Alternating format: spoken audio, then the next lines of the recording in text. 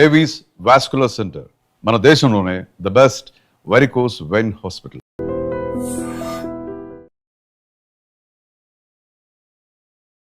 నమస్కారం, మన ఆయుర్వేదం ప్రోగ్రామ్కి అందరికీ స్వాగతం. సో ఈరోజు మనతో ఉన్నారు వంటింటి చిట్కాలకు కేరఫటర్స్ అయిన చిట్టిబొట్ల మధుసూదన్ శర్మ గారు. సో వెయిట్ లాస్ గురించి చాలా ప్రయత్నాలు మనం చేస్తూ ఉంటాము. ఎట్ ద ఎండ్ అందరూ అంటే ఒక 100 మెంబర్స్ తీసుకుంటే 80% ఫెయిల్ అవుతూ ఉంటారు. ఎంతో కష్టపడితేనే ఒక 20 మెంబర్స్ సక్సెస్ అవుతూ ఉంటారు. సో ఇది ఎందుకు జరుగుతుంది, అసలు వెయిట్ లాస్ అవ్వాలి అంటే మనం ఏం చేయాల్సి ఉంటుంది తెలుసుకుందాం. నమస్కారం అండి. నమస్తే. వెయిట్ లాస్ అవ్వడానికి ట్రై చేస్తున్న వాళ్ళల్లో చాలామంది ఏంటంటే ఒబేస్ ఉన్న వాళ్ళు లేదా రిలేటెడ్ వేరే ఇష్యూస్ ఉన్న వాళ్ళు కూడా ఉంటారు కదా. సో వాళ్ళందరికీ కూడా వెయిట్ లాస్ అవ్వడానికి మీ వైపు నుంచి ఏం చెప్తారు? గత చాలా కార్యక్రమాలు కూడా నేను చెప్పడం జరిగిందమ్మా. సో అసలు వెయిట్ పెరగడం అనేది సర్వసాధారణంగా 100లో 90% మందికి పైగానే పరిమితికి మించిన అవసరానికి మించినటువంటి ఆహారం తీసుకోవడం వల్లనే వెయిట్ గెయిన్ జరుగుతుందమ్మా.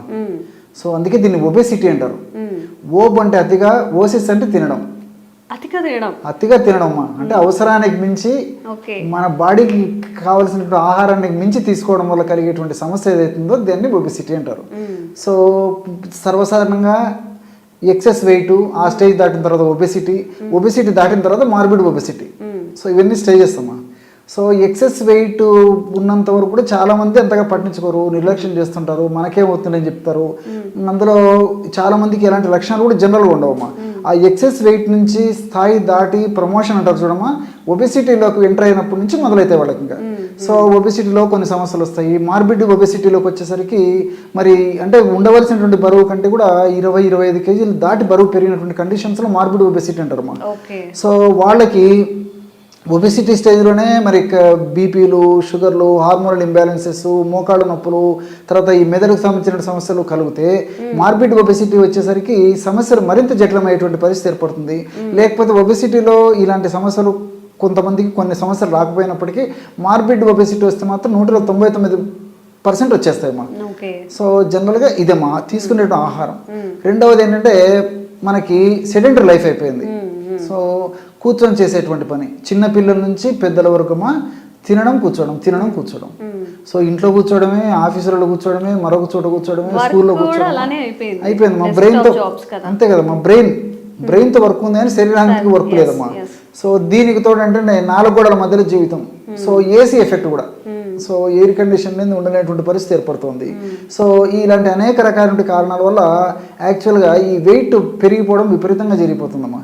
వీటికి తోడు fast foods, junk foods, bakery foods, ice creams, cool drinks, తర్వాత ఇవన్నీ కూడా ఈ పానీపూరీలు, పిజ్జాలు, బర్గర్లు ఒకటేమిటమ్మా అన్నీ ఏవైతే మనం చెత్త ఫుడ్, జంక్ ఫుడ్ అని చెప్తామో వాటి వాడకం బాగా పెరిగిపోయింది.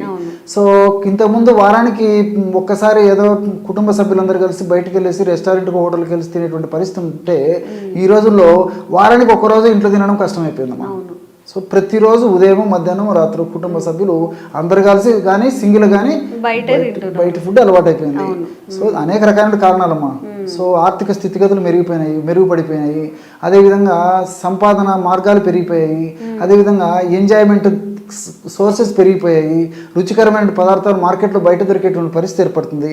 సో ఇవన్నీ వీటి కారణాల వల్ల తర్వాత ఫంక్షన్స్, తర్వాత పెళ్ళిళ్ళు, పేరెంటాలు ఇలాంటివన్నీ మధ్యలో తోడవుతుంటాయి. సో పండగలు ఇలాంటివన్నీ కూడా సో దీనివల్ల ఏమంటే తీసుకునేటువంటి ఆహార పదార్థాలు ఎక్కువైపోయినాయి. ఏ పరిస్థితులు కూడా ఎక్సర్సైజ్ లేకుండా అయిపోయింది. ఆహారమేమో అన్నెసరీ ఫుడ్, బాడీకి హాని చేసేటువంటి ఫుడ్ తీసుకుంటున్నాము, ప్లస్ ఎక్సర్సైజ్ లేకుండా తయారైపోయింది.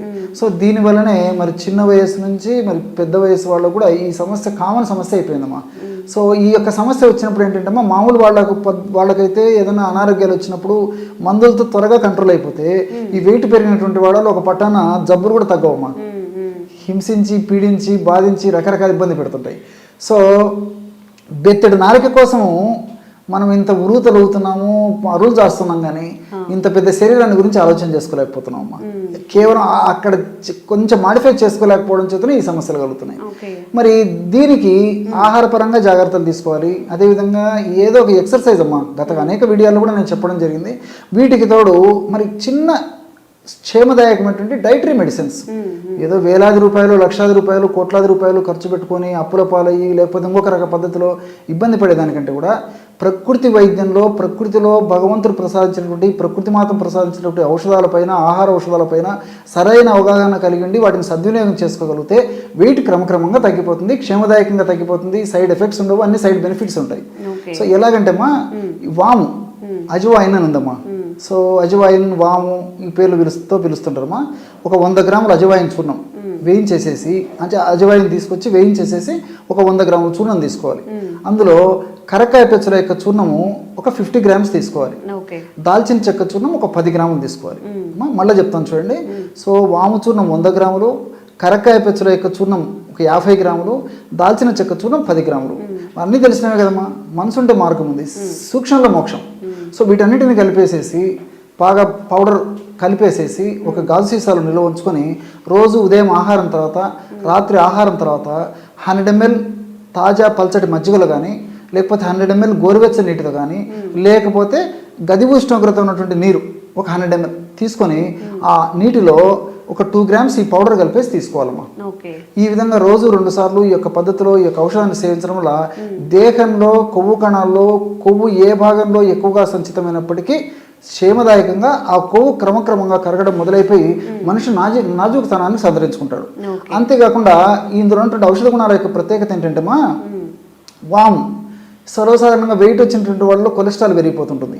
ఎల్డిఎల్ కొలెస్ట్రాల్ మన బాడీకి హాని చేసేటువంటి కొలెస్ట్రాల్ పెరిగిపోతుంది, మనకు ఉపయోగపడే కొలెస్ట్రాల్ తగ్గిపోతుంది, హెచ్డిఎల్ కొలెస్ట్రాల్ అది తగ్గిపోతుంది. సో ఈ విధంగా చెడు కొలెస్ట్రాల్ను తగ్గించేసి మంచి కొలెస్ట్రాల్ను పెంచేందుకు కూడా ఈ వాములో ఉన్నటువంటి థైమాలు, థైమోక్వినను ఇలాంటివన్నీ కూడా ప్రత్యక్షంగా పరోక్షంగా ఉపయోగపడతాయమ్మా. సో వెయిట్ లాస్ అయ్యేందుకు ఉపయోగపడమే కాకుండా, కొవ్వును కరిగించేందుకు ఉపయోగపడమే కాకుండా, కొవ్వు వల్ల వచ్చేటువంటి వెయిట్ వల్ల వచ్చేటువంటి ఇతర అనారోగ్య సమస్యలను కూడా రూపుమాపేందుకు వాములో ఉన్నటువంటి ఈ థైమాలు, థైమోక్విన్ అనేటువంటి రసాయన పదార్థాలు ప్రత్యక్షంగా పరోక్షంగా ఉపయోగపడతాయి. అదేవిధంగా ఈ కరక్కాయలో కన్నతల్లిలా కాపాడేటువంటి కరక్కాయ. సో ఈ కన్నతల్లి మన సమక్షంలో ఉంటే మనకి ఏ జబ్బు లేకుండా కాపాడుతుంటుందమ్మా. సో ఆ విధంగా కరక్కాయ మన దగ్గర ఉంటే ఈ లక్షణాలను కూడా తగ్గించేస్తుంది. సో కరక్కాయలో ఉంటే అరబినోక్ ఎలక్ట్రాన్స్, అదేవిధంగా కొన్ని చెబులిక్ యాసిడ్, ఫైబరు, పెక్టిన్ ఇలాంటివన్నీ కూడా ఈ కొవ్వును కరిగించేందుకు ఉపయోగపడమే కాకుండా కొవ్వుల్లో వచ్చేటువంటి ఫ్యాట్ వల్ల వచ్చేటువంటి అనేక రకాలైనటువంటి సమస్యలు కూడా తగ్గించేస్తాయమ్మా. అదేవిధంగా దాల్చిన చెక్క కూడా సినమాల్డిహైడ్ ఇలాంటి రసాయన పదార్థాలను కూడా ఈ కొవ్వు కణాల్లో ఎక్కువగా కొవ్వు సంచితమైనప్పటికీ కరిగించేటువంటి అద్భుతమైనటువంటి రసాయన పదార్థాలు, ఔషధ గుణాలు, రసాయన తత్వాలు కూడా ఈ దాల్చిన చెక్కలో ఉన్నట్లు అధ్యయనాల ద్వారా కూడా నిరూపితమైందమ్మా. సో ఇవన్నీ కూడా వాము లాంటిదే, అదేవిధంగా కరక్కాయ లాంటిదే, మరి దాల్చిన చెక్క లాంటిదే. కాబట్టి నేను చెప్పినటువంటి పద్ధతిలో రేషియోలో ఈ పద్ధతిలో తయారు చేసుకుని వాడుకోవడం వల్ల చాలా ఫలితాలు, మెండైనటువంటి ఫలితాలు ఉంటాయి. మరి ఈ ఔషధం అయిపోయిన తర్వాత మరలా ఫ్రెష్గా తయారు చేసుకొని వాడుకోవాలమ్మా. కాబట్టి నేను చెప్పినటువంటి పద్ధతిలో తయారు చేసుకోవాలి, ఇది అయిపోయిన తర్వాత ఫ్రెష్గా తయారు చేసుకొని వాడుకుంటున్నాను. ఈ విధంగా వాడుకోవడం వల్ల క్రమక్రమంగా వెయిట్ తగ్గిపోతారు ఏమా.